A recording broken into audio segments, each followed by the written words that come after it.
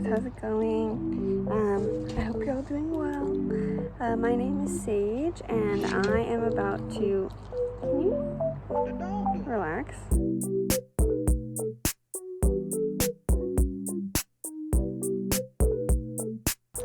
I'm about to start on a year-long or a 10-month study abroad in Taiwan, but I'm kind of like an overthinker, so even though I still have a month left, I am starting to like write down all my packing stuff and like watch a ton of packing videos now. And I've already been to Taiwan once, but it was only for 2 months, so I really have to think about it. I'm hoping this can be a little bit of an intro to things that I wish I had done earlier to prepare, or things that I'm doing now that I think are important or could be helpful if you're planning to do a long study abroad. So the first thing that I will say is important to think about before you go on a study abroad is your expenses and to do budgeting. And that might be like kind of really obvious, but I think that sometimes the like cost breakdowns that they give you when you're doing a study abroad are not always the most like comprehensive, or they don't account for everything. They'll kind of just be like, here's a big number and here's a big number, and you're like, well, what does that really look like? Like, can I cut down that expense at all? And the reality is that often you can, but you'll have other things pop up that might be expensive. So it's important to have like not only a good chunk of money, but to really sort of think about and understand like what you're going to want to be spending that money on. So for example, like I really struggle to work in my room, and especially since I'll be in a dorm with 4 people, I just know that's going to be really hard for me. So I know I'll be going to coffee shops a lot. Often there's like a minimum 1 drink requirement. So even if you bought a cake, sometimes they'll really want you to buy a drink.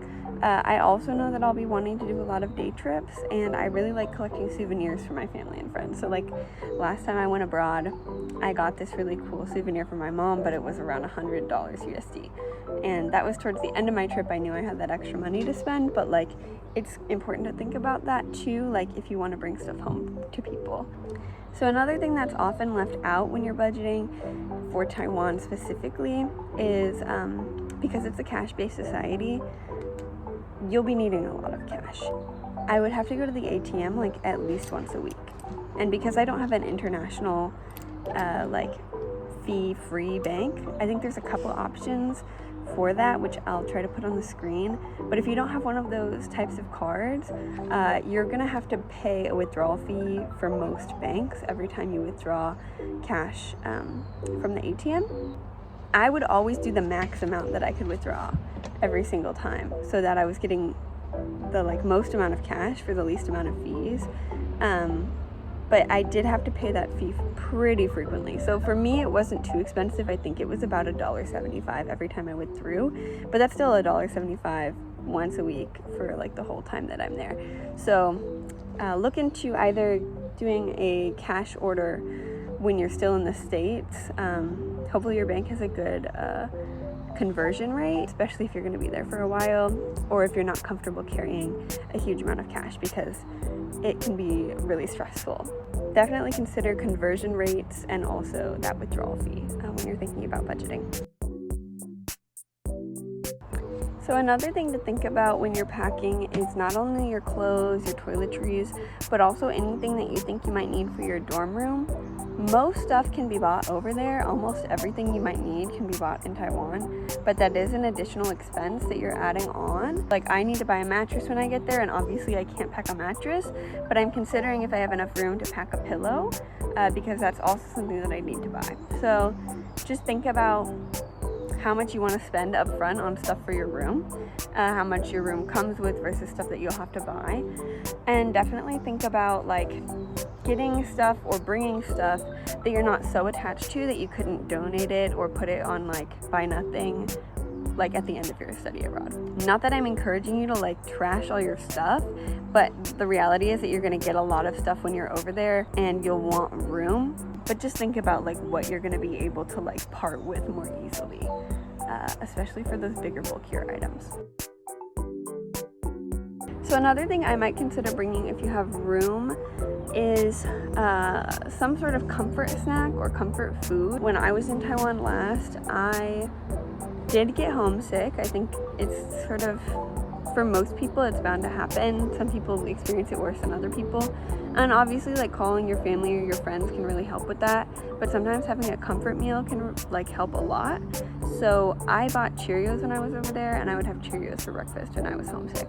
But imported food is very expensive. Perhaps if you have room, bring something like that. Like, maybe it's not a whole box of Cheerios, but maybe it is some like dried oatmeal that you really like. Maybe it's tea or like a bag of coffee, so that you can have like a little bit of like the flavor of home, because American food and imported food is expensive. Or budget in American food. So like if you really like McDonald's or Subway, they have those there, but know that it will be either equivalent prices to what it is in the US rather than cheaper, or more expensive. So like definitely budget for your like that was so reflective, oh my gosh. Budget for your like comfort food if you need it, or just bring it with you. You know, we all have that list of stuff that we really need to get done, but we haven't checked it off yet. But it's important to think about that before you leave, especially if you're leaving some of that stuff with your family, so that they don't have to deal with it when you're not there to help out. So for example, I have my own car and it needs maintenance, and it also needs me to update the registration. So that's something that I need to do before I leave. Either car, motorcycle, you know, even your bike. Definitely like think about like your stuff that you're leaving behind. I think it's, especially if you live at home, it's a polite thing to do to have that like look a little nicer while you're gone, or just like be maintained while you're gone. For example, your room, right? I live my life with a messy room. I try to keep it clean. It's not how it works. I clean the rest of my house like religiously, but my room is like my one zone where it can be like organized chaos that's not even that organized. But when I like am going to leave for long periods of time, I try to keep it neat and tidy. I know sometimes my parents will use my room as a guest room, and I don't want it to be something where they're freaking out having to figure out where to hide all my stuff, or like, you know, if I have dirty laundry sitting or something, I don't want that to be sitting for a year. So like, if you can, if you have the bandwidth, I would definitely encourage you to like at least like tidy up your space, so that it's not something that the people who are staying in the States have to deal with, especially if you live at home. So continuing on with like stuff that you should do before you leave, another big thing for me is that I love taking photos, I love taking videos, but I am always out of phone storage, like consistently, like not even enough storage to like take one photo, let alone download an app. I had to consider how I was going to free up storage so that I'd have enough room to take all the photos and videos that I want to when I'm in Taiwan. So usually you can plug your phone in to your laptop and just download them right to your computer. Or if you have a newer iPhone, I believe you can get a USB drive with the USB-C and plug it directly into your like phone's charging port and upload your photos that way. But for me, I had around 10,000 photos and videos on my phone, and I tried for like 3 hours to get it connected to my laptop, and it just like kept getting interrupted. So I had to give up on that. And I just like batch downloaded in batches of 500 photos from my Google Photos onto my computer, deleted them from my Google Photos because my Google Photo storage was also full, and uploaded all the photos from my phone into Google Photos and deleted them off my phone. So now I have about half of my phone storage free, but like, it was a process, and that was not a process that I would have wanted to deal with when I was in Taiwan just trying to take a picture of like a cute dog or something. Definitely prepare beforehand with your devices to make sure they have enough storage, enough data, and then another note is that they have good enough battery. Especially when you're on a study abroad and you're communicating with teachers and stuff, it's important to have your devices charged so that they can get in contact with you if they need something. I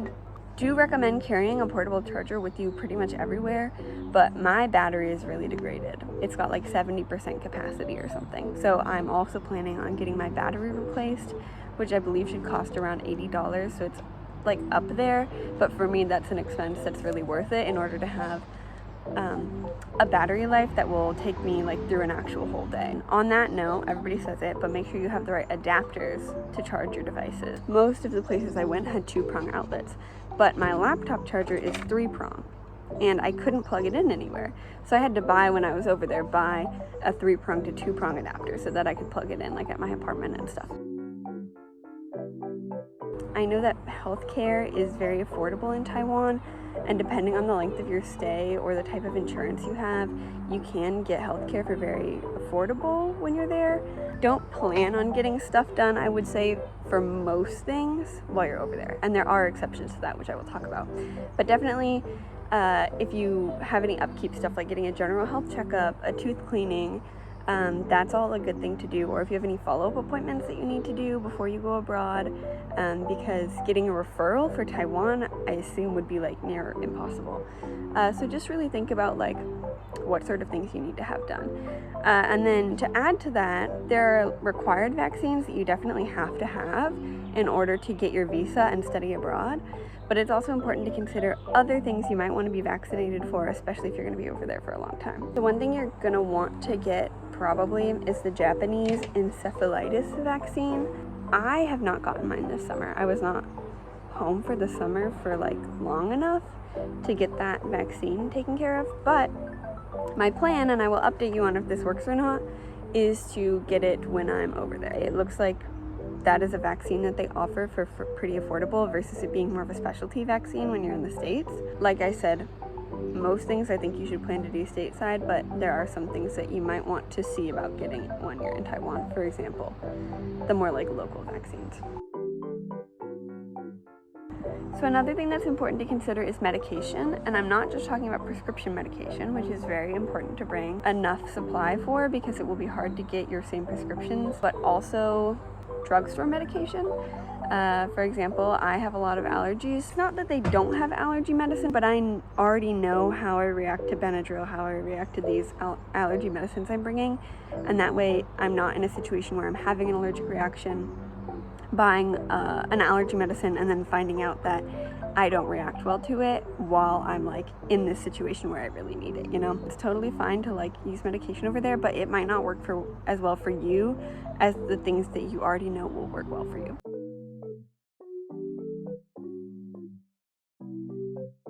That's my initial thoughts. Those are things that I've been checking off my list.